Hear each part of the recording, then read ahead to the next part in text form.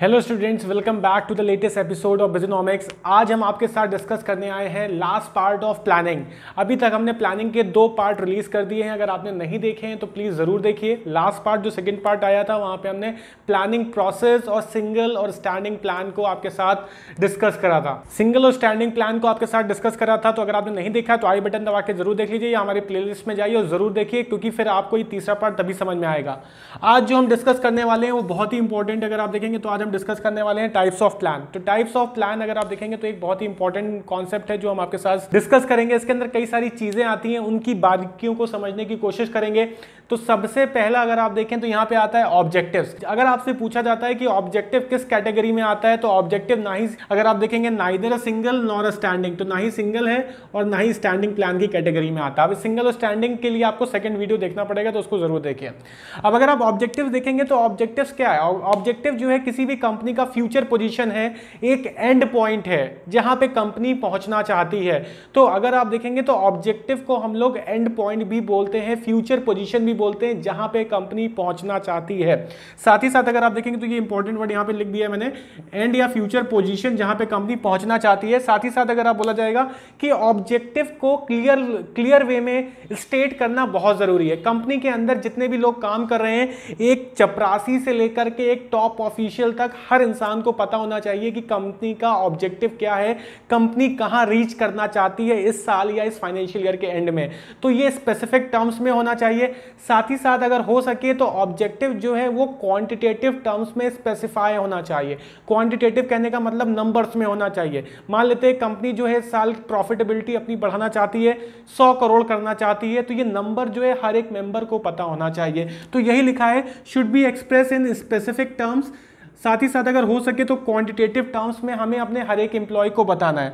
अब अगर आप देखेंगे तो एक एग्जांपल दिया हुआ है, जैसे एक मोबाइल कंपनी है, तो मोबाइल कंपनी ने अपना इस साल का जो टारगेट है सेल का, वो 20% से उसको बढ़ाना है। ठीक है, तो कंपनी का जो टारगेट, कंपनी का जो ऑब्जेक्टिव है वो 20% से अपने सेल को बढ़ाना है। तो ये कंपनी का एंडिंग पॉइंट है, फ्यूचर पोजीशन, या जो कंपनी इस साल अचीव करना चाहती है, तो ये कंपनी का ऑब्जेक्टिव कहलाएगा। तो याद रखिएगा, ऑब्जेक्टिव जो है हमारा एंड या फ्यूचर पोजीशन को डिनोट करता है। ठीक है, याद रखिएगा। ये सारी चीजें आप चाहें तो नोट कर सकते हैं, शॉर्ट में मैंने आपको लिख करके दे दिया है।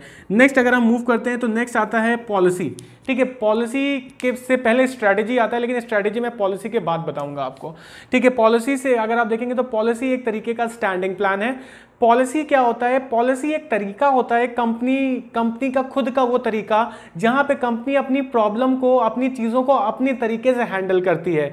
तो companies own way of handling the problems, अगर इसको शॉर्ट शब्दों में बोला जाए कि कंपनी का अपना खुद का तरीका कि कंपनी अपनी चीजों को कैसे हैंडल करती है।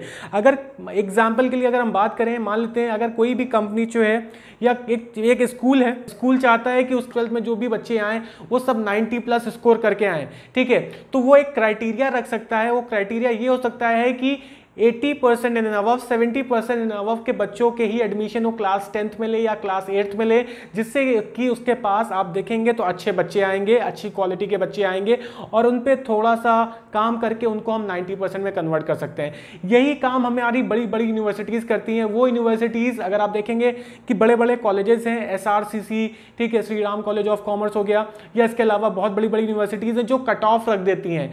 कट ऑफ कहने का मतलब उन्होंने रख दिया कि 12th में 85% वाला बच्चा ही एडमिशन ले सकता है, तो उससे नीचे वाले जो बच्चे होंगे उनका एडमिशन नहीं होगा, 85% से ऊपर वाले बच्चे आएंगे। तो यहाँ पे क्या पॉलिसी बनाई है उस कॉलेज ने ये पॉलिसी बनाई है कि वो अच्छे बच्चों को ही लेगा और अच्छे बच्चों पे काम करेगा, जिससे कि उसका रिजल्ट और कॉलेज का नाम हमेशा अच्छा बना रहेगा। तो यहाँ पे ये कंपनी का खुद का तरीका, कंपनी अपनी चीजों को कैसे हैंडल आउट करती है, ये बताता है पॉलिसी। तो पॉलिसी के लिए कुछ हमने लिख दिया है। एक तरीके का जनरल स्टेटमेंट होता है जो हमारे मैनेजर को भी हेल्प करता है। ठीक है, general statement that guides thinking towards a particular direction. ठीक है, तो एक जनरल स्टेटमेंट है जो हमारे वर्कर्स की थिंकिंग को, एक जनरल स्टेटमेंट जो हमारे मैनेजर की थिंकिंग को गाइड करता है, मैनेजर को बताता है कि किस समय क्या स्टेप लेना है। और अगर आप देखेंगे तो किसी भी तरीके की प्रॉब्लम के समय में किसी भी तरीके की कंफ्यूजन ना हो, तो कंफ्यूजन अवॉइड करने का काम भी हमारा पॉलिसी करता है, क्योंकि पॉलिसी एक तरीके की जनरल गाइडलाइंस है जो हमारा टॉप लेवल मैनेजमेंट प्रोवाइड करता है हर एक डिपार्टमेंट को, हर एक मैनेजर को, जिससे कि मैनेजर को पता होता है कि किस समय उसको क्या डिसीजन लेना है। 90% ऑफ द टाइम में उसको पता रहता है कि किस समय क्या डिसीजन लेना है। तो इन शॉर्ट ये समझिए कि पॉलिसी जो है कंपनी की गाइडलाइंस होती हैं जो कंपनी के टॉप लेवल मैनेजर बनाते हैं, जिससे कि हमारे मैनेजर को काम करते समय ज़्यादा प्रॉब्लम या ज़्यादा दिक्कतों का सामना ना करना पड़े। एग्जाम्पल के लिए अगर आप देखेंगे तो यहाँ बोला गया है policy of a company not to employ person more than 18 years of age. ठीक है, तो ये कंपनी की एक पॉलिसी है जहां पे ये बोला जा रहा है कि कंपनी 18 साल से कम बच्चों को या 18 साल से कम वाले एज को अपने यहाँ एम्प्लॉयमेंट ना दे। ठीक है, तो अब यहाँ पे हमारे मैनेजर की प्रॉब्लम सॉल्व हो गई। अब अगर मैनेजर के पास कोई बच्चा आता है, कोई लड़का आता है जो 17 साल का और वो जॉब मांगता है, तो मैनेजर साफ साफ मना कर सकता है कि मैनेजर ये बोल सकता है कि कंपनी की जो पॉलिसी है वो ये है कि हम 18 साल और उससे ऊपर वाले लोगों को अपने यहाँ जॉब देते हैं। ठीक है, तो यहाँ पे हमारे मैनेजर के लिए एक तरीके का डायरेक्शन प्रोवाइड हो जाता है, उसको किसी भी तरीके की कंफ्यूजन से निजात मिल जाता है। तो पॉलिसी जो है हमारे मैनेजर को डिसीजन मेकिंग में हेल्प करती है। साथ ही साथ अगर आप देखेंगे तो these are guide to managerial action. मैंने आपको अभी बताई दिया कि मैनेजरियल डिसीजन मेकिंग में हेल्प करती है, गाइड करती है मैनेजर्स को, और एक पर्टिकुलर प्रॉब्लम में एक पर्टिकुलर रेस्पॉन्स देती है और किसी भी तरीके के कंफ्यूजन को हमारे मैनेजर के माइंड से निकालती है। नेक्स्ट अगर हम देखते हैं तो नेक्स्ट है हमारा स्ट्रैटेजी को अगर आप देखेंगे तो ना ही ये सिंगल है ना ही स्टैंडिंग है। ठीक है, तो स्ट्रैटेजी के अंदर अगर आप देखेंगे तो हम कॉम्प्रिहेंसिव और डिटेल प्लानिंग करते हैं। स्ट्रैटेजी के 3 डायमेंशंस होते हैं, उनको मैंने लिखा नहीं है लेकिन आप याद रखिएगा 3 डायमेंशंस क्या हैं। पहला अगर आप देखेंगे तो identifying the long term objective, company का लॉन्ग टर्म ऑब्जेक्टिव या गोल को पहचानना। नेक्स्ट आता है adopting a particular course of action, उस ऑब्जेक्टिव को पहचानने के लिए हम क्या क्या स्टेप्स लेने वाले हैं या किस तरीके से काम करने वाले हैं, हम क्या प्लानिंग करने वाले हैं। तीसरा अगर आप देखेंगे तो प्लानिंग के साथ साथ जो रिसोर्सेज की जरूरत पड़ने वाली है, तो ये सारी चीजों को हम डिस्कस करते हैं, एनालाइज करते हैं स्ट्रैटेजी के अंदर। अब स्ट्रैटेजी अगर आप देखेंगे तो कुछ इंपॉर्टेंट फीचर्स हैं। स्ट्रैटेजी जैसा काम कौन करता है, तो कंपनी का जो टॉप लेवल मैनेजमेंट है वो स्ट्रैटेजी फॉर्म करता है कंपनी के लिए, साथ ही साथ कंपनी के ऑब्जेक्टिव को अचीव करने के लिए। दूसरा अगर आप देखेंगे तो formulated after considering internal and external environment, तो कंपनी का हम इंटरनल और एक्सटर्नल में आप देखेंगे तो कॉम्पिटिटर्स हो गए, इन्वेस्टर्स हो गए, सप्लायर्स हो गए, बहुत सारे लोगों को देख करके हम इस तरीके की स्ट्रेटजी बनाते हैं। तीसरा अगर आप देखेंगे तो provides guideline for thinking and action. ठीक है, तो एक तरीके का हमें गाइडलाइन प्रोवाइड करता है, दिशा निर्देश प्रोवाइड करता है। ठीक है, जहां पे अगर आप देखेंगे तो जो हमारी सोच है और उस सोच को हम कैसे एक्शन में कन्वर्ट कर सकते हैं, तो ये पॉसिबल हो पाता है स्ट्रैटेजी के तहत। तो स्ट्रैटेजी एक तरीके का डिटेल एनालिसिस होता है, डिटेल प्लानिंग होती है, जहां पे हम छोटी छोटी बारीकियों को देखते हैं और उसके अकॉर्डिंग कंपनी के गोल अचीव कराने के लिए काम करते हैं। तो ये ध्यान रखिएगा। चलिए नेक्स्ट देखते हैं स्टूडेंट। नेक्स्ट है हमारा प्रोसीजर। प्रोसीजर एक स्टैंडिंग प्लान है। प्रोसीजर होता क्या है? Procedure is a sequential step. जब हम एक के बाद एक स्टेप्स को फॉलो करते हैं तो वो प्रोसीजर कहलाता है। तो प्रोसीजर अगर कहीं पे भी आता है तो याद रखिएगा सीक्वेंशियल स्टेप की अगर कहीं बात होगी तो वो हमारा बन जाता है प्रोसेस। जैसे अगर कोई भी डिश आप बना रहे हो घर में तो उसका एक तरीका होता है कि इसके बाद ये डालना है, इसके बाद ये डालना है, इसके बाद ये हमें ऐड करना है, तो वो कहलाता है procedure, procedure of making a dish. ठीक है, तो इसी तरीके से अगर आप देखेंगे जब हम रिक्वायर्ड स्टेप्स की बात करते हैं, वो स्टेप्स जो हमें पहले से ही पता होते हैं, ठीक है, जो हमें पहले से ही बता दिए जाते हैं या तो मैनेजर के थ्रू या तो हमारी ऑर्गेनाइजेशन के थ्रू।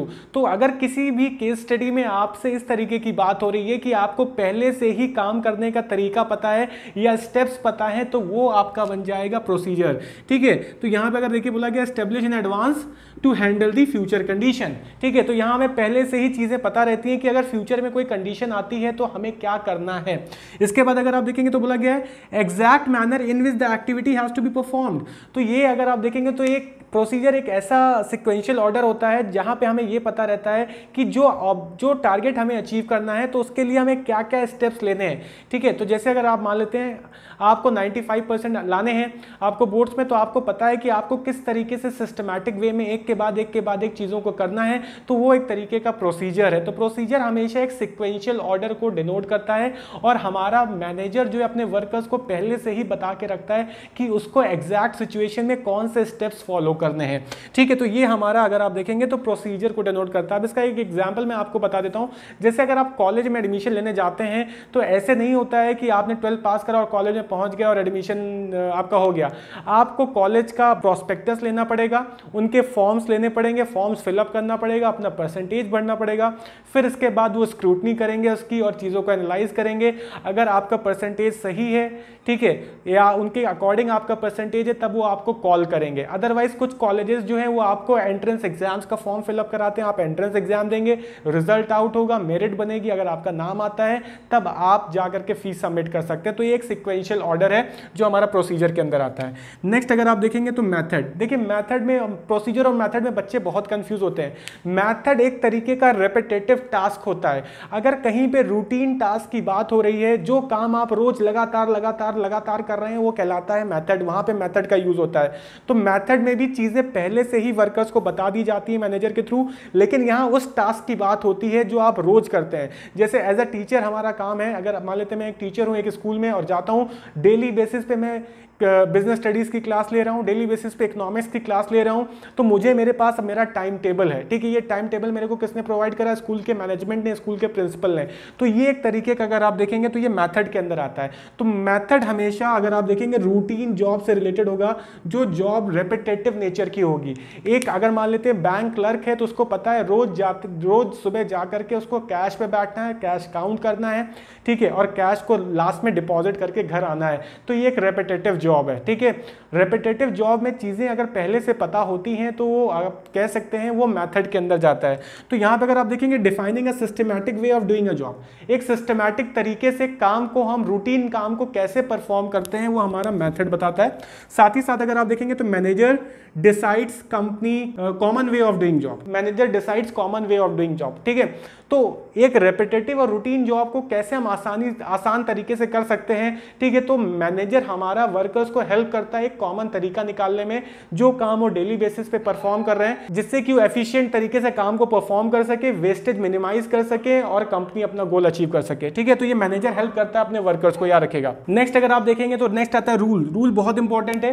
रूल जो है अगर आप देखेंगे तो action and non action of a employ बताता है, किसी भी कंपनी के अंदर वर्कर्स को क्या करना है और क्या नहीं करना है। ऐसे कुछ रूल्स बना दिए जाते हैं। ठीक है, जैसे एग्जांपल के लिए स्मोकिंग इज नॉट अलाउड, तो कंपनी के अंदर स्मोकिंग नहीं करनी है, एक रूल है, और जो भी इस रूल को फॉलो नहीं करता है, ब्रेक करता है, उसके खिलाफ लीगल एक्शन या पेनाल्टी लगती है। तो याद रखिएगा, रूल्स एक तरीके का स्ट्रिक्ट ऑर्डर होता है जो सबको फॉलो करना है। जो साथ ही साथ अगर आप देखेंगे तो action and non action of employees बताता है कि एक ऑर्गेनाइजेशन के अंदर हमारा जो वर्कर है वो किन किन चीजों को फॉलो करेगा और किन चीजों को अवॉइड करेगा।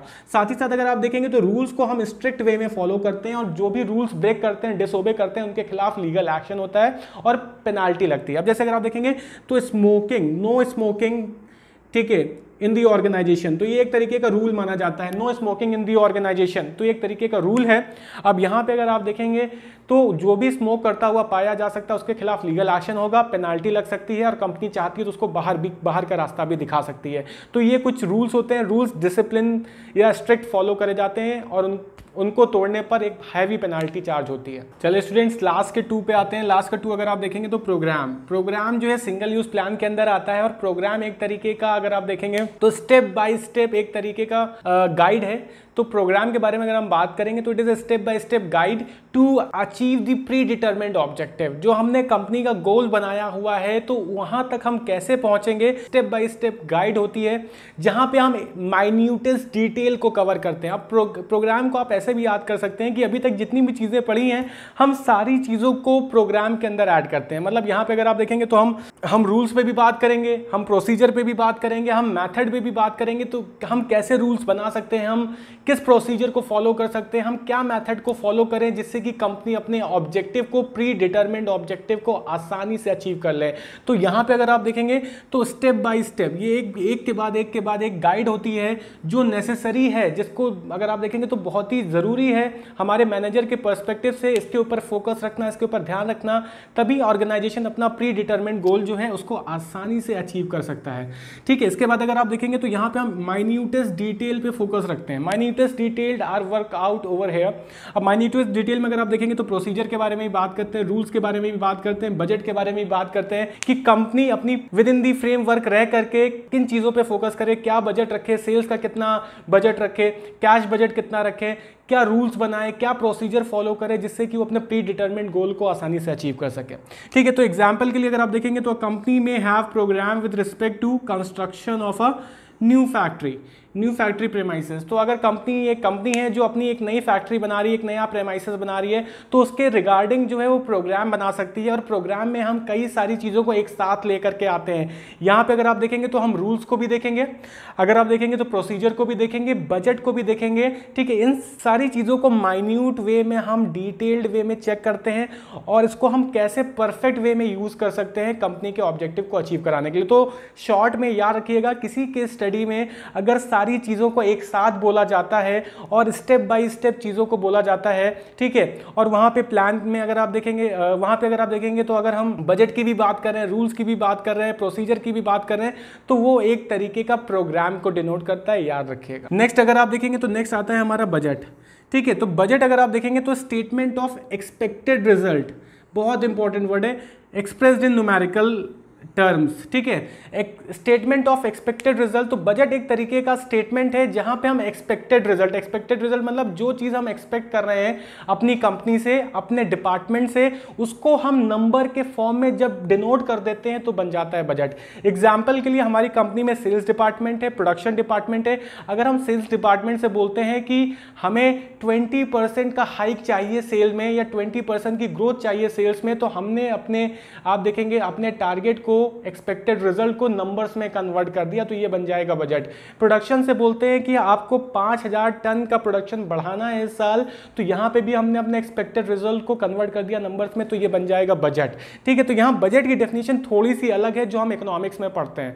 ठीक है, तो यहां पे अगर आप देखेंगे तो हर डिपार्टमेंट का एक अलग बजट होता है, सेल्स का अलग बजट होगा, प्रोडक्शन का अलग बजट होगा। अब अगर इस बजट को हम नंबर्स में कन्वर्ट कर देते हैं तो इसको कंपेयर कर पाना आसान हो जाता है और डेविएशन फाइंड आउट करना आसान हो जाता है। डेविएशन करने का मतलब हमने कितना एक्सपेक्ट करा था और हम कितना अचीव कर पा रहे हैं, दोनों में कितनी कमी आ रही है। तो कमी हम तभी समझ पाएंगे जब हम एक ऐसा नंबर डिसाइड करेंगे जहां कंपेयर कर पाना आसान होगा। तो याद रखिएगा, जब किसी भी चीज को, जब हम अपने एक्सपेक्टेड रिजल्ट को नंबर्स में कन्वर्ट कर देते हैं, ठीक है, एक न्यूमेरिकल टर्म में कन्वर्ट कर देते हैं, तो बन जाता है बजट। अब यहां पे एग्जांपल के लिए देखिए लिखा हुआ एक्सप्रेस इन न्यूमेरिकल टर्म्स, ये बार बार मैं बोल रहा हूं आपसे, so it can be compared easily. अगर न्यूमेरिकल टर्म्स में होगा तो आसानी से कंपेयर कर पाएंगे। साथ ही साथ कई तरीके के इंपॉर्टेंट बजट बनाए जाते हैं कंपनी में, जैसे अगर आप देखेंगे sales budget, production budget, cash budget. Sales budget में हम सेल्स बढ़ाने की बात करते हैं, सेल्स कितने परसेंटेज से बढ़ाना है। प्रोडक्शन बजट में अगर आप देखेंगे तो कंपनी का प्रोडक्शन कितने परसेंटेज से या कितने नंबर से बढ़ा होना चाहिए।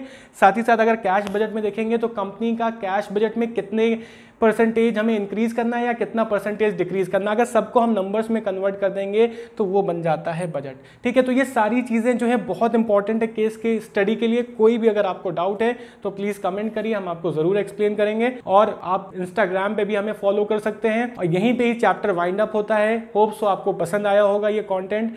आप ज़्यादा से ज़्यादा लोगों तक शेयर करिए एंड लाइक द वीडियो। ठीक है, और कोई डाउट है तो प्लीज़ हमें मैसेज करिए, या कोई डाउट है तो प्लीज़ हमें कमेंट करिए and please share the video. Thank you so much. अब हम नया चैप्टर लेकर के आएंगे ऑर्गेनाइजिंग। Thank you.